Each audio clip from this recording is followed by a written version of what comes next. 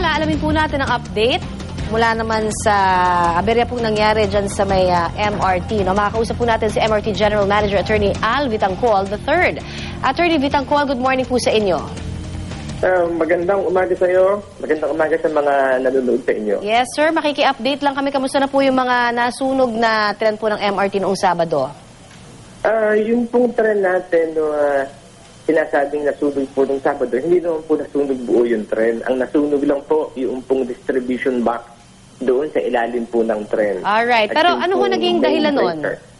Ano ho naging dahilan, sir?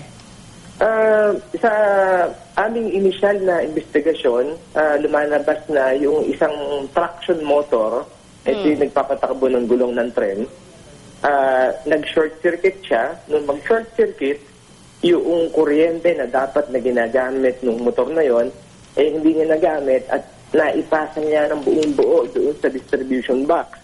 So yung distribution box, na-overload ito at pagkatapos nasunog yung mga wiring natin doon. At pagkatapos ay nag-trip yung main breaker natin. Okay. Saka noon pa lang huminto ang daloy ng kuryente doon sa ilalim ng tren. Dahil ho sa pangyayari niyan at yung mga nakalipas pa ng mga pangyayari, marami hong nagtatanong syempre kung kamusta ho ba yung talagang maintenance ng MRT? Ligtas ho ba yung mga pasahero pa rin, ng mga commuter na sumakay?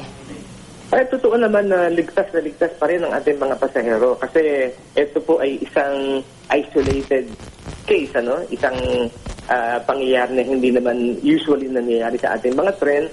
Yung mga usual na problem kasi natin, ito yung mga minor technical problems lang, katulad nung hindi pagkasarado ng pintuan, medyo mainit na aircon.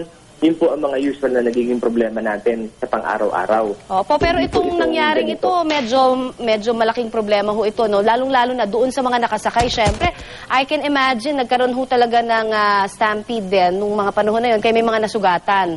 Ano ho ang inyo pong binigay na assistance naman sa mga nasugatan po?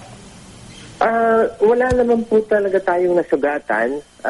Doon po sa 600 na pasahero nung panahon na yon, meron lang pong dalawa na nagsabing yung isang kamay niya ay medyo nabugbog.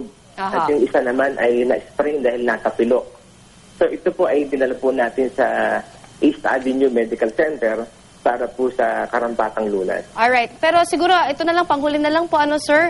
Ano ho ang assurance na maibibigay natin sa ating mga commuter dyan sa MRT na hindi na ho mauulit yung mga ganitong klase ng aberya naman?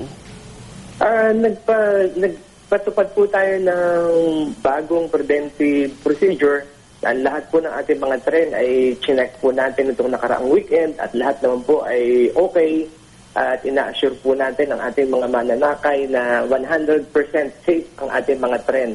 At kung titingnan po natin, ang MRT ay isa pa rin po ito sa pinakaligtas na mode of transportation dito sa Metro Manila. Alright, sana nga po. Maraming salamat po sa inyo, MRT General Manager Attorney Al Vitangcoal III. Maraming salamat din at